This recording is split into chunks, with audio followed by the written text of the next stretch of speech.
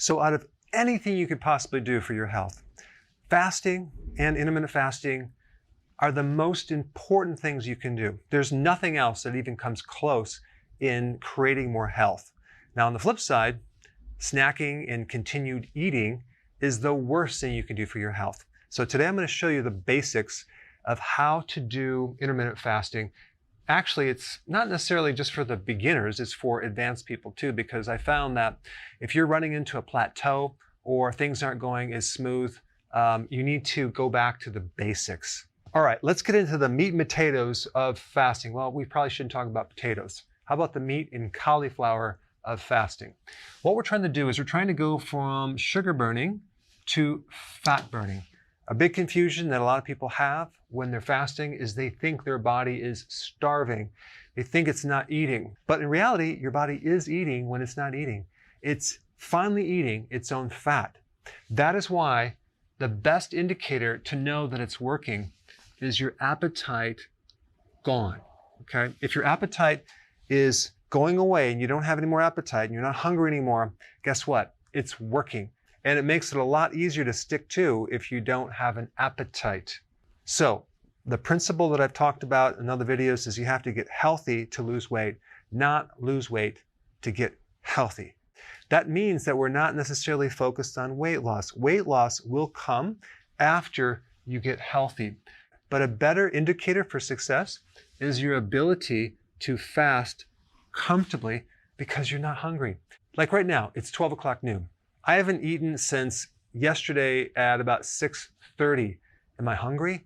I'm not hungry. I am absolutely not interested in any food at all. I don't want to eat anything right now. The first meal that I have will be roughly about 3:30 today. And even then, I could probably fast longer just because I've been doing it for a long time. But you want to get into a condition where the food is no longer controlling you. You're controlling your food. So many people are into this situation where the food is literally controlling their life and it's destroying their life. All right, so the first thing you need to do is skip breakfast, okay? Or start to push your breakfast further towards lunch, okay? So when you wake up in the morning, ask yourself, are you really hungry? Or are you just eating out of habit? Chances are you're not going to be hungry for breakfast. So don't eat. So the rule of thumb is don't eat if you're not hungry, okay? Now to help you not be hungry for breakfast, you have to make sure that you keep your carbs down for your lunch and your dinner, because if you have carbs in your lunch or your dinner, guess what? The next day, you're going to be hungry in the morning. But if you keep your carbs low, and I'm talking about roughly about maybe 20 grams, maybe 30 grams, then you're not going to be hungry in the morning. The other thing that you can do is you can also do the bulletproof coffee. You can add either butter to your coffee or MCT oil. Butter is very satisfying, and MCT oil will turn into ketones, so it's going to be a lot easier to go all the way up until your first meal at noon. So depending on if you drink coffee or not, if you don't drink coffee, just do a tablespoon of MCT oil. That's a type of extract from coconut oil that turns into ketones very, very fast. So the other thing you have to realize is that all these hormones are on rhythms or waves, okay? And the cortisol hormone peaks at 8 o'clock in the morning. So you may find that you're hungry in the morning because of a cortisol spike, but you're not really hungry. It's just a hormonal shift and a sensation that you get. So the next thing I'm going to recommend is if you have this minor hungry feeling, just ignore it. Ignore the hunger. 9 times out of 10, it will go away, okay? And that's just because there's certain hormonal shifts happening in the body that are creating that sensation, but just ignore it.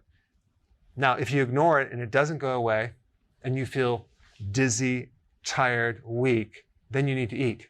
But you really need to be able to tell the difference between hunger and time to eat. But realize as you start doing this, it's going to get easier and you won't have any hunger in the morning unless you consume carbohydrates. All right, the next little thing I'm going to say is at this first meal, make sure you add some fat at the end of the meal. That can be pecans or olives or some nut butter. It could be peanut butter. It could be brie cheese. It could be fatty meat, could be any of those. Why do you want to add fat? Because when you start doing intermittent fasting, you haven't adapted yet. And so you need the fat to help you go longer, to feel satisfied, so you can fast longer. Because the fasting itself and the combination of low carbs is really what's going to help you start to adapt to this new machine in your cells that's burning fat. So the same thing with dinner. You want to add fat at the end of the meal. Now, the next point I want to bring up is this whole thing about healthy keto. Okay, what is healthy keto? Well, healthy keto is not just going on a low carb, it's using quality foods that are higher in nutrients. Because the last thing you want to do is end up looking like a crackhead. And I'm being very sarcastic, but some people, when they lose weight, they sort of look very unhealthy. Their hair is dried out. They look older. We want you to look good as you do the ketogenic diet and look younger, okay? Have that healthy glow. So that's a combination of low carb, fasting, and just healthier ingredients. So there's such a thing as dirty keto, where you're not paying attention to the quality and you're eating at a fast food restaurant or fast food. And yeah, it's low carb because you're not eating the bun, but it's very, very low quality food. Don't recommend that. All right, so this first meal and second meal is called your eating window, okay? So let's just pretend your first meal is at noon and your second meal is at 6 o'clock. So that would be roughly a 6-hour eating window. Now, when you first start out, you could potentially eat during this window through here, okay? Have a snack if you want, but I would recommend or challenge you to not do that, because that way we get some fasting between these meals too, and that will help you. The snacking is the biggest killer for progress, because the snack stimulates insulin. Every time you eat, you stimulate this thing called insulin, and what we're trying to do is fix insulin resistance, which was created by a high level of insulin for a long period of time, which comes from constant eating and eating a lot of carbohydrates.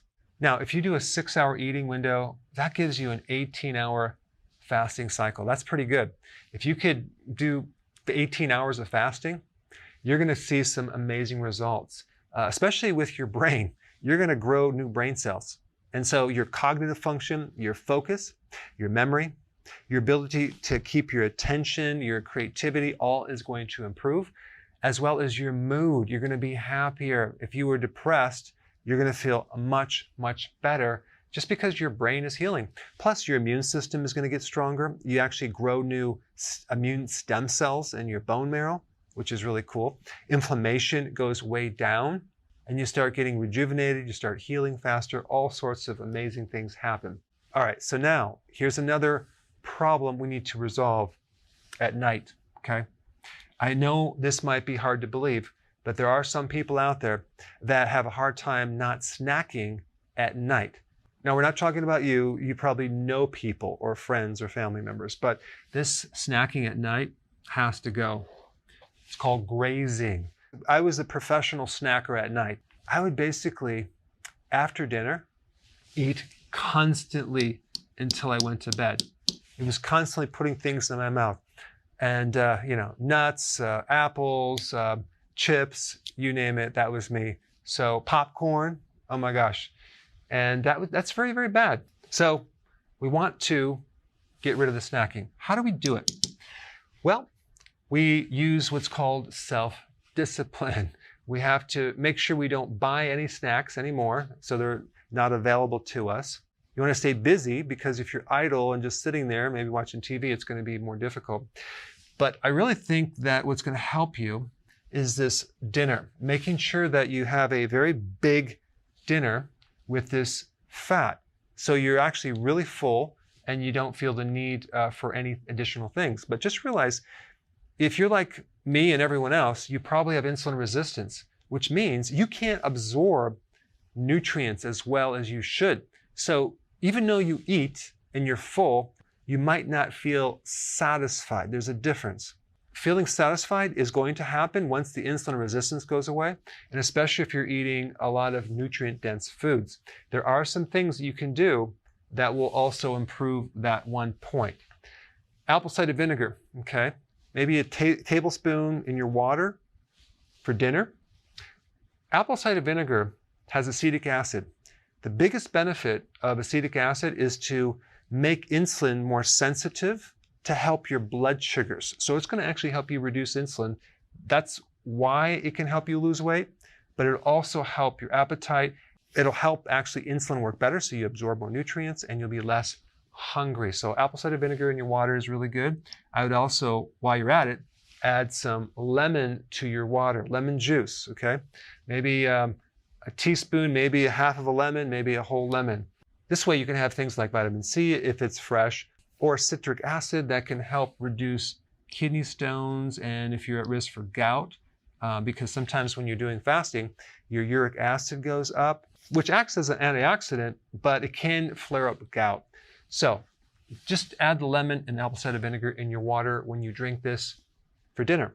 Another suggestion are these things called vegetables, okay? I highly recommend you consume more vegetables. And I'm talking about like a big salad. I will do my big salad either in the first meal or the second meal. Now, my meal is actually about right here. So I might eat at 3 and then at 6. So I have a very, very short eating window.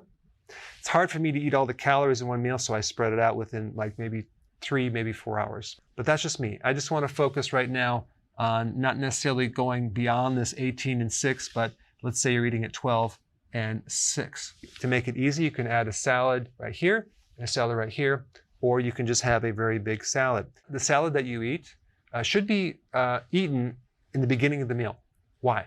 Because if you eat the protein first, I have found that the chances of you eating that salad are going to be slim to none because you're now filled up with the protein. So I always recommend eat the salad first and then eat your protein and fat second. It seems to work, but again, that's just a minor point. Now, why do we need the salad? Well, it's going to give you more potassium and magnesium, which is going to help that insulin problem I talked about. Also, it's going to give you energy. Also, it's going to prevent cramping in your legs, and it's going to prevent keto fatigue, etc., etc. The fiber in the vegetables feeds the microbes, and that's what the microbes live on. So you're feeding your microbes, they get to eat something, and then what they do is they change it into a type of fat, which actually is really good for your blood sugars. So I found that if I don't consume large salads, that I don't feel quite right. In fact, it's harder to get into keto, and it's not going to go as smooth. Also, the vegetables are really good for your liver, and you're just going to feel cleaner if you do that. And you can switch it out. You can have just vegetables, okay, sometime, or just a salad other time. If you do the vegetables, you don't need the quantity. You don't need 10 cups of like broccoli, right? So you do smaller, maybe half the amount. And then for salad, because it's not as dense, you can have more of that. The salads, the apple cider vinegar, eating more fat at the end of the meal is going to help you avoid this snacking. Now, I want to just mention something about cholesterol because this question keeps coming up over and over and over and over again. What happens if my cholesterol goes up? It happens with a percentage of the population. Usually it goes down, but in some people it goes up, like my wife. And people are concerned. They go to the doctor and like, oh my gosh, my cholesterol is high because I'm eating all this fat. Well, if you really understand what's happening, it's not going to be that scary because when you burn fat, a certain portion of that fat is cholesterol. So it's composed of triglycerides, which you use for energy, but also cholesterol, which you don't use for energy. You don't burn cholesterol. So the cholesterol in the fat has to come out, has to go somewhere, right? I mean, the whole goal is to burn your fat reserve. So we have to get the cholesterol out somehow. So it has to go through this thing called the liver, okay? It comes to the liver. And if you don't have enough liver function or you don't have enough bile for some reason, let's say you don't have a gallbladder, or let's say you have a fatty liver and you're not producing enough bile, then you may have a little backup of cholesterol. So the more bile you have, the easier it is for your body to get rid of this excess cholesterol. But even the fact that your cholesterol is high and you don't have the bile to break it down or get rid of it as fast as you would like, realize if you went to do an advanced lipid profile test and you found that you have high LDL, there's a couple different types of LDL, and you're going to find that the high LDL that you have is the large particle size. It's not the small, dense type of LDL. So the small, dense type is the dangerous one. You're not going to find that. You're only going to find that if you're doing high carbs, okay? So I wouldn't worry about it, but if you are concerned, you can do the test and you can see for yourself. And I included a video of my own wife having high LDL, and I explained that thoroughly. Now, the other thing that I want to mention, which is the icing on the cake, or well, I probably shouldn't talk about cake, but when you do intermittent fasting and keto together, within 14 days, 50% of the fat in your liver is going to be gone. That is huge. That is exciting. As long as you don't eat that icing on the cake, of course. All right, a couple other things that I want to show you about this fasting thing. Green tea, very, very, very awesome to drink through the day because green tea helps insulin resistance, okay? It'll allow you to fast longer. Now, there's other types of tea or herbs that are in tea that are also really good for blood sugars that will help reduce appetite, like green tea will, like cinnamon tea, using the herb Garcinia, ginseng, ginger, are all really good to lower your appetite. So that's just an extra little tip. If you exercise, okay, I'm going to recommend you not do any type of pre-workout drink with a carbohydrate or even protein. I wouldn't recommend any post-drink or taking any amino acids while you're working out, before or after. Why? Because here you are, you just worked out and you created this amazing effect with growth hormone. And as soon as you start eating something, you basically kind of nullify a lot of those results, especially if it's carbohydrate and even if it's protein, okay? You're doing some protein powder. So realize as far as the nutrients around that exercise, especially amino acids, you're going to get enough amino acids from the meals, okay? So you don't have to worry about putting back these amino acids because really most of them tend to even just turn to sugar like the branch amino acids. So I wouldn't recommend eating around that exercise. Keep your fasting consistent, okay? The other point I want to bring up is supplements. When people fast, a lot of times they have symptoms like keto fatigue, keto flu, they might get cramps, they might have thyroid symptoms. All that means is that you're probably deficient in certain nutrients because the demand for certain nutrients go higher, and maybe you haven't been eating nutrient-dense foods for a while. So what you need to do is just make sure you just take B vitamins, natural ones. I recommend nutritional yeast and electrolytes. And I would recommend an electrolyte powder that also has trace minerals. I'll put a link down below of the one that I recommend. That way you can get the trace minerals and the electrolyte minerals with high amounts of potassium, which is going to help you. Potassium is needed in large amounts in the body. I'm talking like 4,700 milligrams. So sometimes if you can't do a lot of salad, this is a good little backup plan. But if you do the supplements, okay, with intermittent fasting and especially prolonged fasting, you can easily avoid keto fatigue, keto flu, thyroid symptoms. All right, so now let me just cover a couple mistakes that people make. A small snack. Let's say you're doing keto and you're on a roll. I'm just going to fast all day long. So instead of doing the fasting and waiting to your big meal, I'm just going to do maybe a little snack just to kind of push me through, thinking that doing a little snack or lower calories is going to get me by and I'll be fine with that. But realize that these snacks, especially the protein ones, like if you did like a scoop of peanut butter, for example, what's going to happen is you're going to spike insulin. It's a protein. Protein triggers insulin. Not as much as carbs, but it will. And then guess what? About an hour and a half, you're going to be hungry. It's going to throw you off your plan.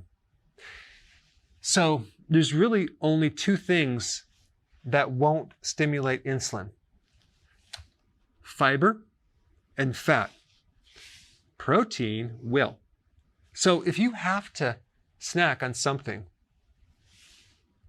do either pure fat, as in like MCT oil, okay, or that bulletproof coffee, or fiber, something very fibrous, like celery, for example, without the peanut butter, or some greens, okay? Now, some of you are going like, I'm not going to do that because that's not very pleasurable, but I'm just telling you that a mistake that people make is doing this little protein snack. As I interview people and find out why it's not working, I find out they're, well, I'm sort of doing keto with a couple little snacks through the day and that type of thing. So just realize that that's why your results are not going to be where you need to be them. I'm just bringing this up as a point. These small snacks are a killer, okay? Even if they're healthy. Okay, the next little thing that I want to bring up is that the awareness of a little bit of carb and what that does to the state of ketosis. If you're trying to lose weight, if you're trying to get into a really good fasting state, and you're going along, and let's say at night you do, I'm just going to do a little wine. It's not many calories, whatever. Or let's say during the day you're going to do just like one piece of bread. What you have to realize is that a little bit of carb can block you as far as knocking you out of ketosis for a good amount of time. Half a glass of wine could knock you out of ketosis for 24 hours. A couple drinks on the weekend, that whole weekend, you're not going to be burning any fat or you're not going to be in ketosis. Just realize that. I'm not telling you not to do it. I'm just the messenger giving you the information that if you do it, don't be surprised if the results are not what you want them to be, okay? Because sometimes people are just thinking of calories. They're not looking at the hormone effects of different types of food. All right, the next point I want to bring up is this, this idea that it's all going to happen really quick. Maybe you have a friend or a family member that does this and it happens really quick for them, but for you, it's not happening. I had a guy that did my program many years ago. I didn't really educate him that well.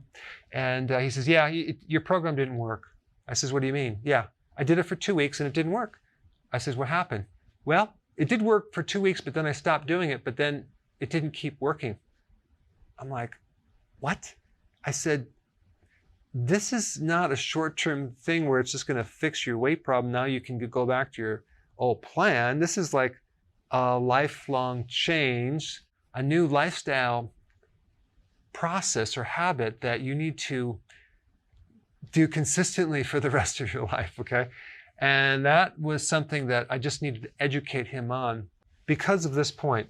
The number of years that an average person has eaten poorly, and I'm including myself in this group, has been a long time, okay? We've developed this condition called insulin resistance. It's become very, very chronic, okay? It's a bad problem. And the time it takes to fix it is much greater than what you may think. The level of effort is going to be a lot more than what you think. So you want to give it time. You don't want to focus on just the weight. You want to focus on the appetite, energy, cognitive improvements, decreased inflammation. That means it's working because you're creating your health. So this is why you have to have patience. This is why we call you a patient. And this is why we have also a waiting room. Last point I want to bring up, this false piece of information that we've been told so many times. Everything in moderation, just a little bit is fine. There's no bad food. Just keep everything in balance. It's all about balance. No, that is not true. When you're trying to get healthy, you don't want to balance everything. There's things that are really important and there's things that are trivial, not very important at all. What I'm showing you here is the most important thing you can do for your health out of anything, and that is fasting. And I'm also showing you the food that you need to avoid the most, which is a carbohydrate, and the other foods that you can eat in higher amounts, like fat. And there is one food that you want to eat in moderation, that's protein, right? So to get someone healthy, they're already in an out of balance state, okay? So to put more balance and just balance everything out and eat a little bit of everything is the worst advice that anyone can give you. So I've just given you the things that you should focus the most of your attention on when getting healthy. And now your next step is to learn on what to eat. And that's in this video right here. Check it out.